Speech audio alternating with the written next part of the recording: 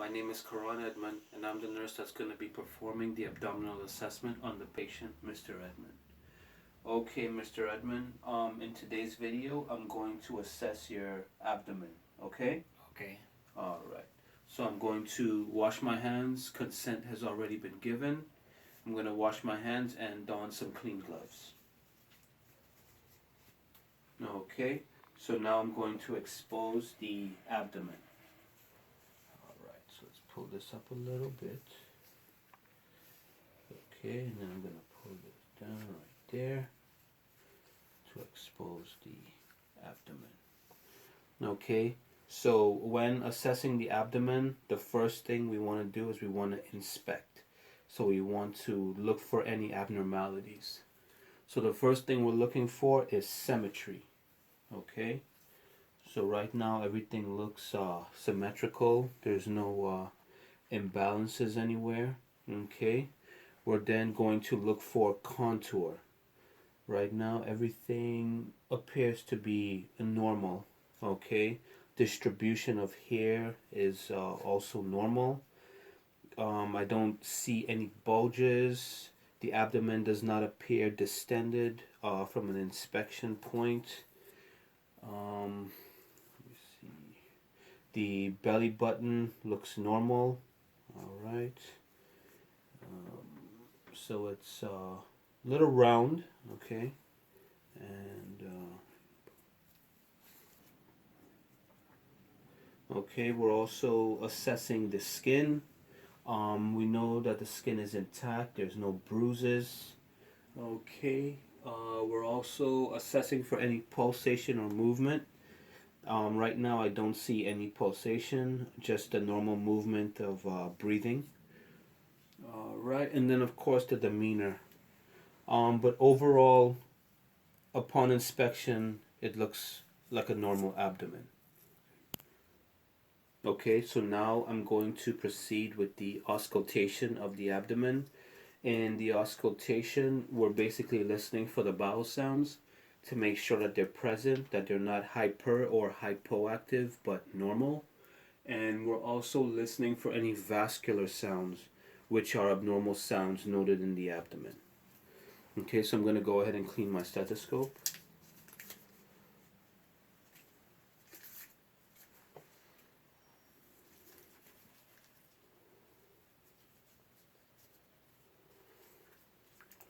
Earpieces.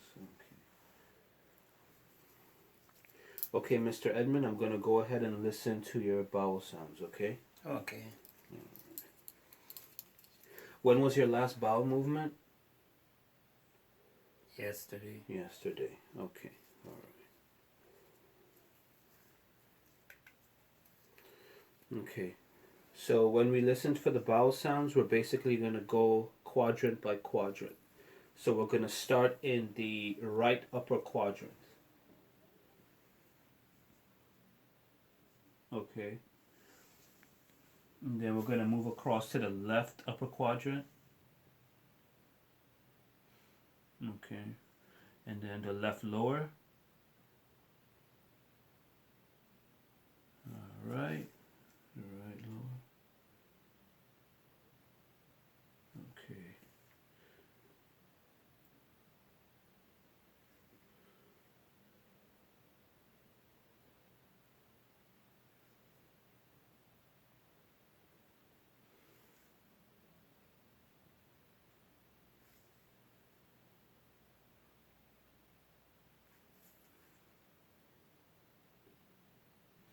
Okay. Bowel sounds are normal. I don't hear any vascular sounds. Go ahead and put this back. Okay, now we're gonna go. We're gonna begin with the percussion of the abdomen. When we percuss, we're basically listening for tympany. We're gonna hear some hollow sounds, which are expected. Abnormal sounds to look out for will be dull sounds. Okay. So let's go ahead and start, and we're going to move in a clockwise motion. Okay. Okay.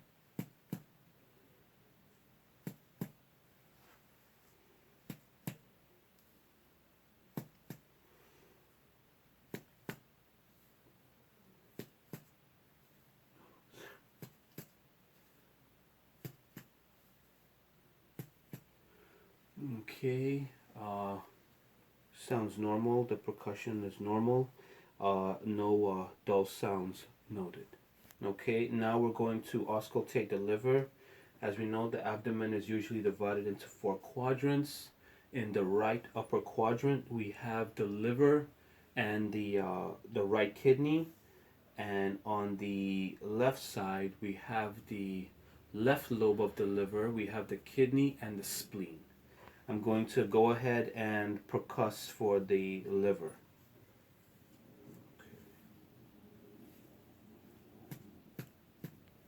Okay. All right. Sounds good. Okay, now we're going to percuss for the spleen. Oh, I'm a lefty. Can you take a deep breath and hold it for me? Release. Okay. All right. Okay. Take a deep breath again for me. Release. Okay. All right. So the auscultation part is completed, and now we're going to do the palpation portion. Okay. Now we're going to begin with the palpation. We're going to palpate lightly at first, and then we're going to do a deeper palpation after that. Alright, so we're going to start. Basically, when we palpate, we're feeling for any lumps, any abnormal feelings.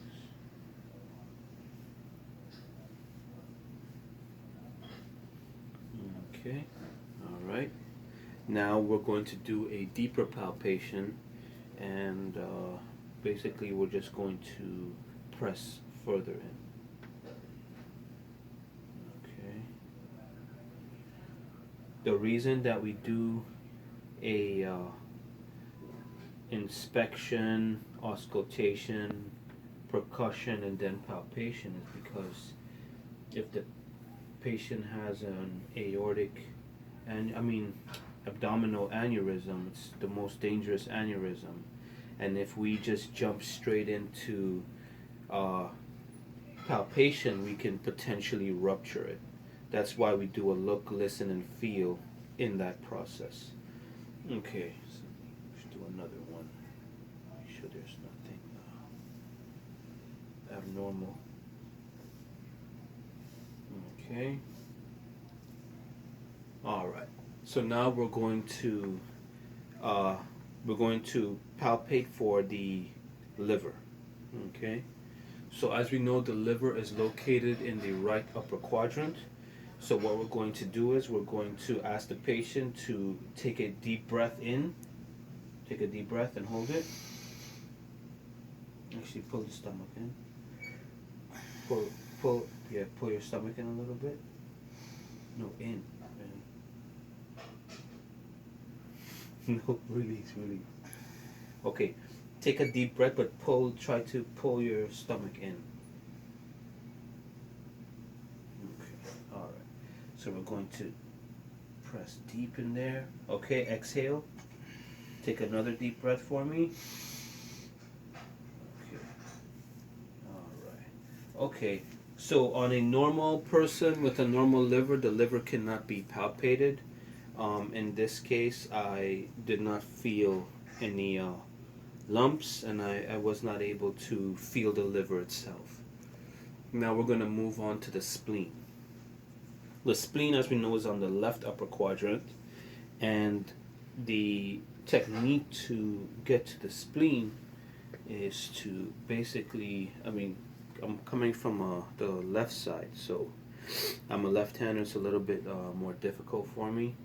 But basically, we're going to, from this angle, we're going to pull the abdomen forward, and we're going to feel inside for the spleen.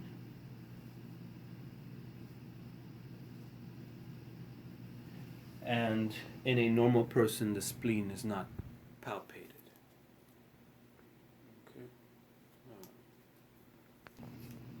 For the spleen to be felt or the liver to be felt, it needs to be enlarged.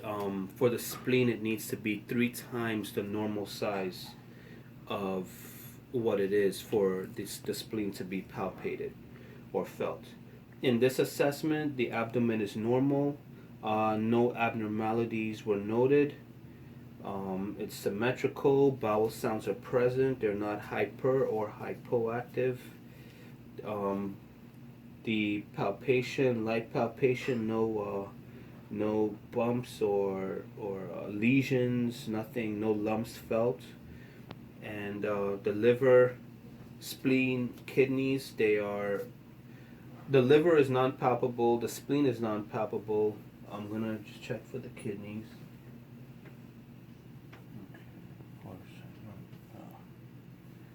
Feel the kidneys.